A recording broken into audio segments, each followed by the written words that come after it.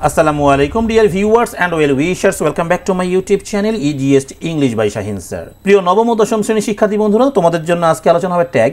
আর এই ট্যাগের এত সাজানো গোছানো রুলস তোমরা কোথাও পাবে না।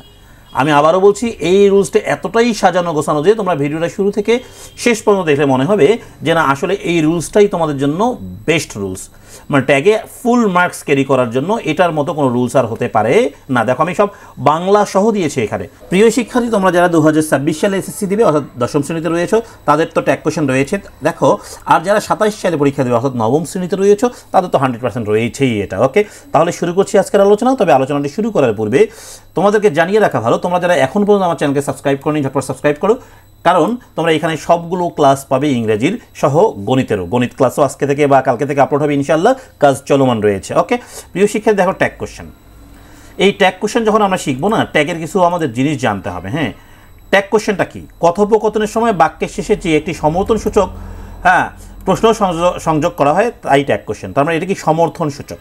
কেমন বলো দেখি, সমর্থন সূচক। ওকে, এই ট্যাগ কোশ্চেন করতে গেলে আমাদের বিভিন্ন জিনিস আগে মাথায় রাখতে হবে, না হলে কিন্তু আমি ট্যাগটা ভালোভাবে করতে পারবো না। আচ্ছা মনে রাখো, তুমি মনে করো কোনো জায়গায় ইলেকট্রিক একটা কাজ সমাধান করতে যাচ্ছ, প্রবলেম সমাধান করতে যাচ্ছ, তাহলে তুমি ওই কাজ সমাধান করার আগে তোমাকে কিছু অস্ত্র হাতে নিয়ে যেতে হবে।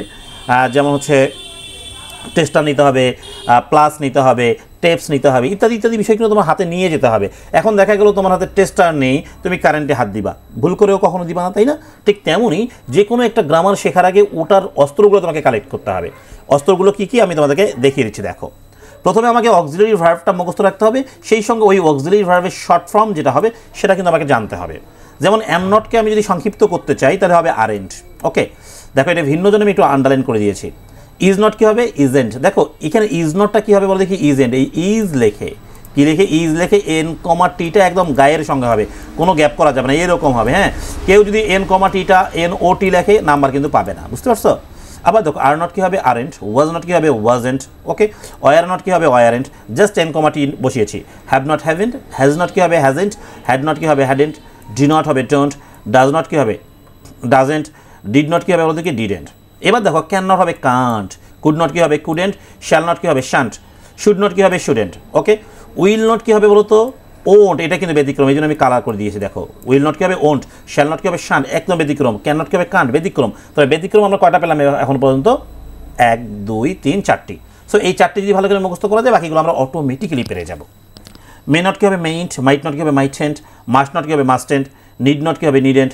ডিয়ার নট কী হবে? ডিয়ারেন্ট। অট নট কী হবে? অটেন্ট। ওকে, এরপরে আমরা মুখস্থ করবো সাবজেক্ট এবং ওই সাবজেক্টের প্রোনাউন। কার প্রোনাউন বলছে বলতে কি? সাবজেক্ট। তাহলে সেলের নাম বা যদি সেলে বুঝায় তাহলে আমরা কি নেব? হি। যদি বলা হয় রানা, অবশ্যই হি। এখন যদি বলা হয় মাই বয়ফ্রেন্ড, ছেলে মানুষ কিন্তু, হি। ওকে, মেন নাম বুঝলে কি হবে? শি। ওকে, ডান। আবার দেখো, দেশের নাম বুঝলে কি হবে? শি। বাংলাদেশ, ইন্ডিয়া, শি হবে। ওকে, মাসের নাম কি হবে? ইট। বস্তু ইট, যে কোনো বস্তু হবে কি? ইট। বুঝতে পারছো? যেমন আমরা বলতে পারি পেন, ফ্যান, ওয়াটার। ওকে, বেবি, মনে রাখবা বেবির প্রাণ আছে, ছেলেও হয় মেয়েও হয়, কিন্তু বেবি কিছু বুঝে না জন্য এটা হবে ইট। তার মানে ইংরাজি ভাষায় এটুকু মনে রাখবা তোমরা, ইংরেজি ভাষায় শুধু প্রাণ থাকলেই প্রাণী হওয়া যায় না। প্রাণ এবং জ্ঞান থাকলে প্রাণী হয়। টাইগার, এরও কিন্তু প্রাণ আছে এবং ছেলে মেয়ে উভয়ই আছে, কিন্তু আমরা এটাকে ইট ধরবো, কারণ কি? জ্ঞান নেই। মনে থাকবে? বহুবচন কি হবে? দে। যে কোনো বহুবচন দে। তাহলে টাইগার যদি না আসে টাইগার্স আসে, তখন কিন্তু আমাকে দে নিতে হবে। বেবি না আসে যদি বেবিস আসে, তখন কি নিতে হবে? দে নিতে হবে। পেন না আসে যদি পেন্স আসে, কি আসে বলে দেখি? পেন্স। তাহলে পেন্স কি একবচন না বহুবচন? বহুবচন, তখন দে নিতে হবে। নানের প্রণাম কী হবে? দে। দেয়ারের প্রণাম কী হবে? দেয়ার। থিং যুক্ত শব্দের প্রণাম কী হবে বলে দেখি? ইট। যেমন something, nothing.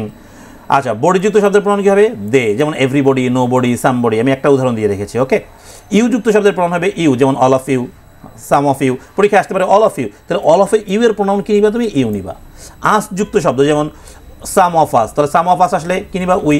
All of us, none of us, এরকম আসবে কিন্তু। হ্যাঁ, তবে দেখো দেম যুক্ত শব্দ হবে দে। যেমন all of them, some of them.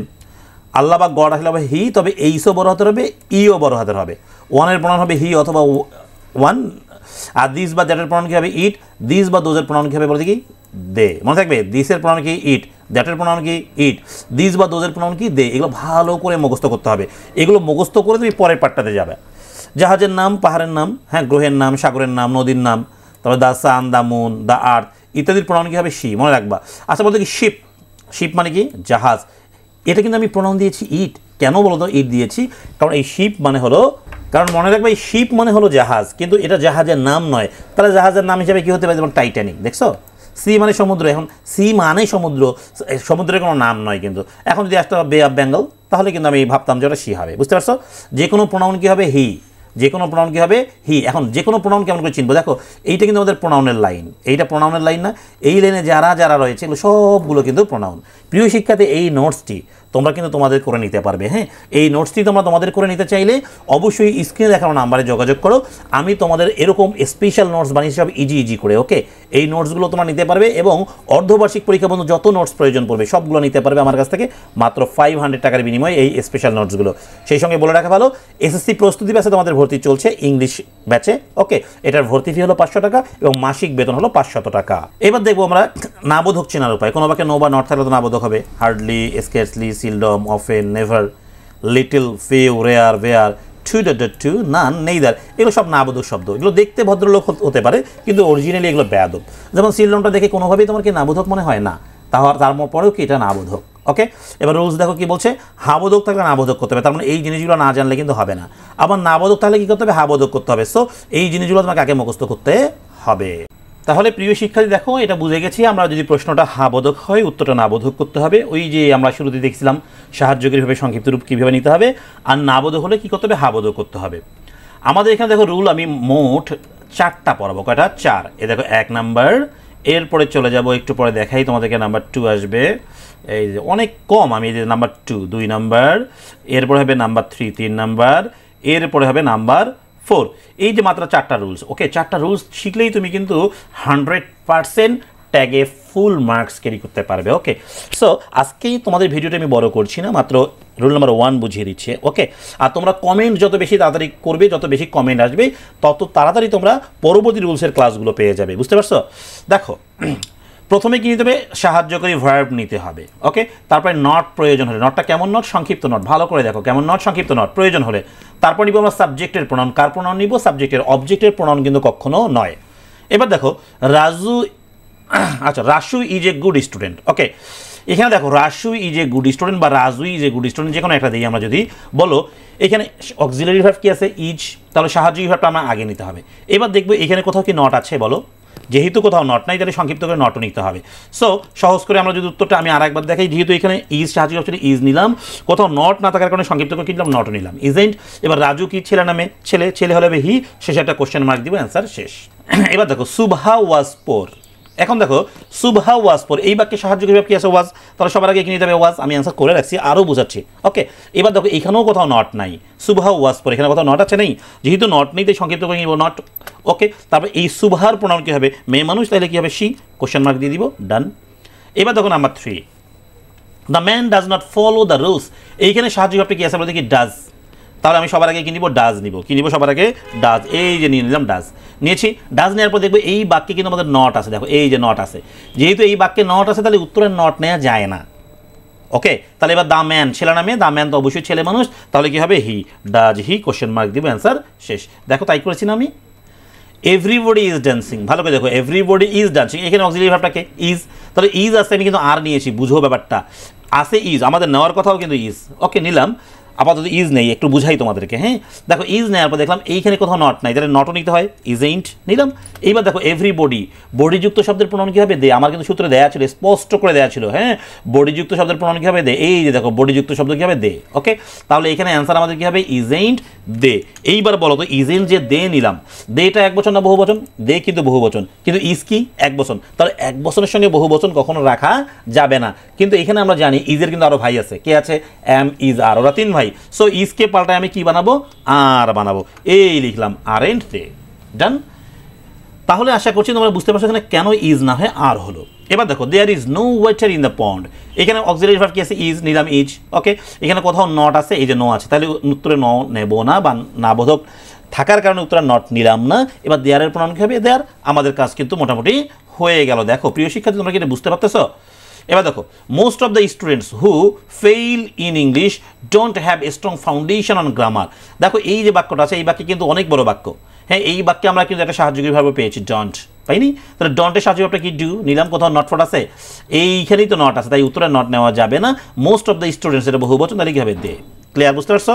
তাহলে এইভাবে কিন্তু আমরা অনেকগুলো প্র্যাকটিস করতে পারি। তোমরা এই জায়গাটা স্ক্রিনশট করো, এই 7 থেকে তুমি 11 পর্যন্ত একটু নিজেই করার চেষ্টা করবা, বোঝার চেষ্টা করবা তুমি আসলে পারো কি না। দেখো এটা বাড়ির কাজ দিয়েছি, এইটা বাড়ির কাজ দিয়েছি, তাই না?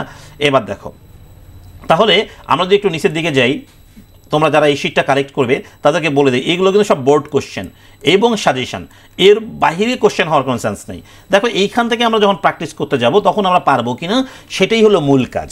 মনে রাখবে এই যে বোর্ড কোশ্চেনগুলো প্র্যাকটিস করার পরে যদি আমি পারি তাহলে বুঝবো যে আসলে না আমি শিখতে পেরেছি, না হলে কিন্তু আমি শিখতে পারি নাই। এইখানকার দেখো আমরা যে নিয়মটা শিখলাম সেই নিয়ম থেকে এখানে কতগুলো কমন পড়লো। এটা ঢাকা বোর্ড 2024 সালের প্রশ্ন। ওকে, দেখো এইখানে এই বাক্যে দেখো বি নাম্বারে দেখো ইজ আছে, আসলে নাই।